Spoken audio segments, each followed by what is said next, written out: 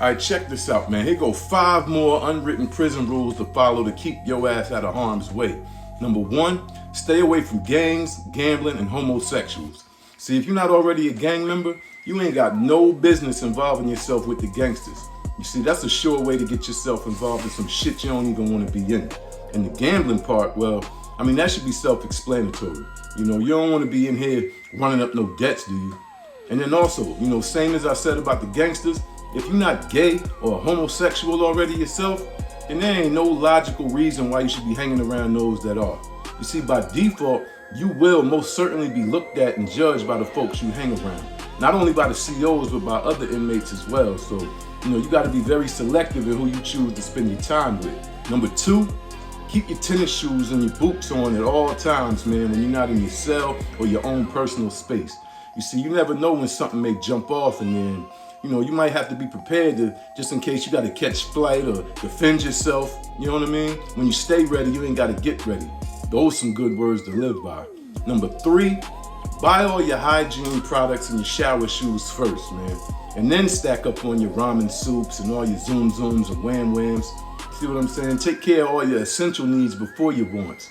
I mean, I know it's tempting, you know, to want to fill up on your honey buns, your chips, sodas, and soups and all that, but make sure you got the basic necessities you need to take care of yourself, like soap, deodorant, toothpaste, you know, before you do all that.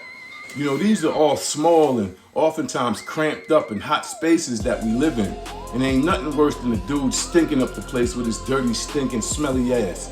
You understand what I'm saying? Smelling like shit is gonna bring you way more problems than an empty stomach ever will. Trust and believe that. Number 4, knock or wave your hand. You know what I'm saying? Wait to be acknowledged before coming into somebody's cell or personal space. At the end of the day, man, it's just common courtesy, you know, in a form of respect. You don't really never know what you may be walking into or what another person might be doing at the time. You might catch some shit you don't even want to see. You know, so make them aware of your presence and allow them to wave you in or, you know, invite you into their space before entering. You never know, man. They may not even want to be bothered at the moment. But, you know, at least give them the opportunity to welcome you in.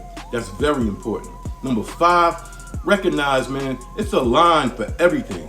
Even if you don't see somebody occupying whatever it is, make sure you ask first before just taking it upon yourself and act on impulse.